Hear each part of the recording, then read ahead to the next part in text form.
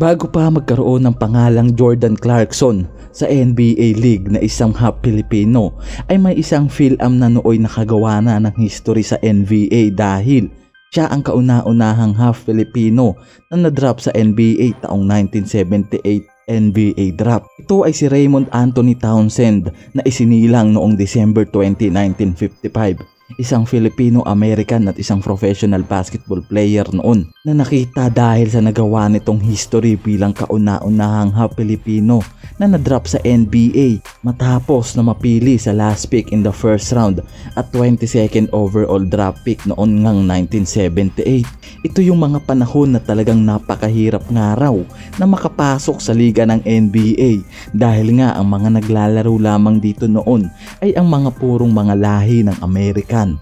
At dito nga ay si Raymond Townsend ang nag-iisang na-drop na half-blooded sa liga ng NBA.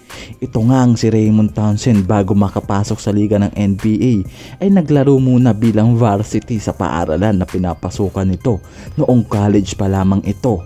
At kinilala nga rin itong si Townsend bilang the oldest junior college basketball player in history dahil sa edad nito na 39 ay saka pa lamang ito nakapaglaro sa isang college team at hindi nga inaakala ng maraming tao at mga kasabayan nitong player na siya ay makakapasok sa NBA, ang pinakamalaking liga sa buong mundo.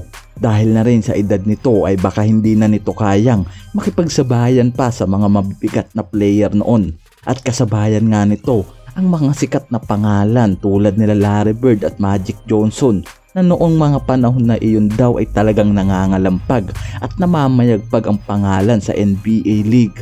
Dahil nga sa magandang karera nito sa paglalaro sa NCAA at nagawang mag-champion pa ang team niya na UCLA sa college na dahilan kaya naman mabilis itong na-drop sa NBA at sa team nga ng Golden State Warriors. At itong si Townsend ay isang point guard at may height na 6'3 na eksaktong sukat para maging isang point guard ang player. At noon nga ay ilang taon na paglalaro nito sa liga ay nakapaglaro ito ng 3 season lamang. At sa 2 team lang rin, ang Golden State Warriors nga at ang Indiana Pacers. Masyadong maigsi nga lamang ang karera nito sa liga ng NBA.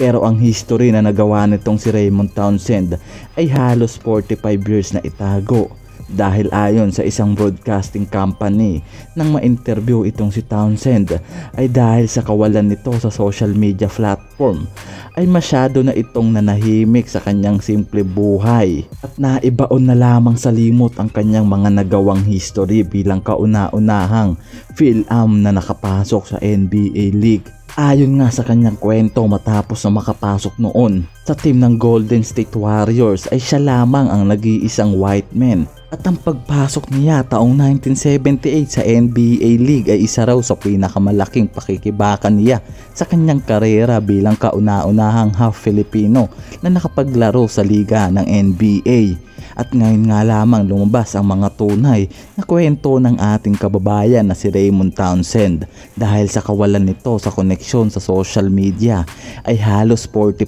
years na itago ang history na kaniyang ginawa bilang ating kababayan na kauna-unahang half-blooded Pinoy na nakapasok sa NBA League, ang pinakamalaking liga sa buong mundo. At ngayon nga ay atin na siyang nakilala pa at mas makikilala pa dahil sa mga kwento na lumalabas sa social media. Maraming salamat sa pagsama para pasukin ang buhay ng mga may buhay pero buhay ng ating mga idolo. Maraming salamat.